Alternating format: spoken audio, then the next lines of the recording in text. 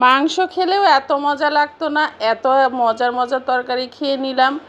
আসসালামু আলাইকুম, কেমন আছেন সবাই? আশা করছি আল্লাহর রহমতে সবাই সুস্থ আছেন, ভালো আছেন। আমিও আলহামদুলিল্লাহ বেশ ভালো আছি। তো চলে আসলাম নতুন একটা খাবারের ভিডিও নিয়ে।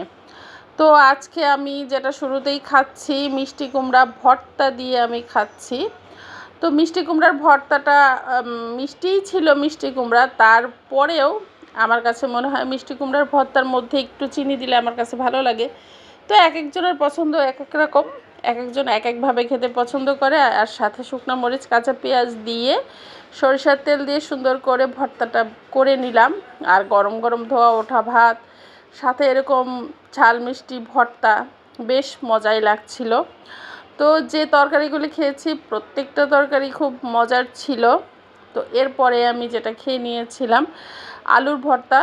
তো এটাও খুব আঠালো একটা আলু ভর্তা, মানে ছোট ছোট যে আলুগুলি, সেই আলুই ঝাল বেশি করে দিয়ে তারপরে কাঁচা পেঁয়াজ দিয়ে ভর্তাটা করে নিয়েছিলাম। তো সে ভর্তাটা দিয়েও খুবই মজা করে খেয়ে নিয়েছি। এরপরে যেটা খাচ্ছি এটা হচ্ছে লাউ দিয়ে মাসকলাইর ডাল দিয়ে ঘন্ট। আমাদের অঞ্চলে এটাকে ঘন্টই বলে, এক এক অঞ্চলে এক এক রকম নাম এটার। আবার অনেকেই মসুরের ডাল দিয়েও রান্না করে, আমিও করি, মসুরের ডাল দিয়েও করি, তবে আজকে মাসকলাইর ডাল দিয়েই করেছিলাম। তো শেষ পাতে যেটা খেয়ে নিচ্ছি, এটাই ছিল সবচেয়ে বেশি মজার তরকারি। আমার কাছে খুব বেশি ভালো লাগে এই তরকারিটা। আর এখন তো এই তরকারিটা প্রায় শেষের দিকে। তো আমি ওই দিন গিয়েছিলাম বাজারে, গিয়ে দেখি যে একজনের কাছেই আছে, তো ভাবলাম যে নিয়ে যাই, তাই নিয়ে আসছিলাম। তো এটা ছিল হচ্ছে লাল পুঁই শাকের যে বিচি থাকে, তো সেই বিচিটাই ছিল। আমি এই বিচিটা হাতে মেখে আলু দিয়ে একটু মাখো মাখো করে রান্না করি। চিংড়ি মাছের কিছু পা ছিল, সেই পাও আমি কিন্তু দিয়ে দিয়েছিলাম এর সাথে, মজাটা একটু বেশি লাগার জন্য। তো খুবই মজা লাগছিল। 2 পিস চিংড়ি মাছও দিয়ে দিয়েছিলাম, আর তেলাপিয়া মাছ দিয়ে রান্না করেছিলাম। আর তেলাপিয়া মাছ আমি বা আমার মেয়েরা খুব পছন্দ করে। সবাই পছন্দ করে না, তবে আমরা পছন্দ করি।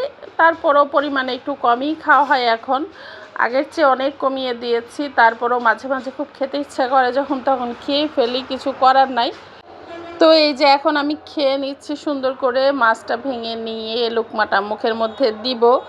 তো এই পুঁইয়ের বিচিটা কিন্তু পেকে গেলে আমার কাছে একদমই ভালো লাগে না, কাঁচা কাঁচা থাকলেই ভালো লাগে। তো এই পুঁইয়ের বিচিটা কিন্তু আসলে কাঁচা কাঁচাই ছিল। আর আমি তেলাপিয়া মাছটা সুন্দর করে ভেজে নিয়ে হাতে মেখে রান্না করেছি। তো কার কার এরকম পুঁইয়ের বিচি রান্না পছন্দ অবশ্যই কিন্তু আমাকে কমেন্ট করে জানাতে ভুলবেন না। আর কে কোথা থেকে আমার ভিডিওটা দেখছেন অবশ্যই কিন্তু জানাবেন। আর আজকে আমার কোন তরকারিটা বেশি মজার ছিল বা বেশি আকর্ষণীয় ছিল সেটাও জানাতে ভুলবেন না। আল্লাহ হাফেজ।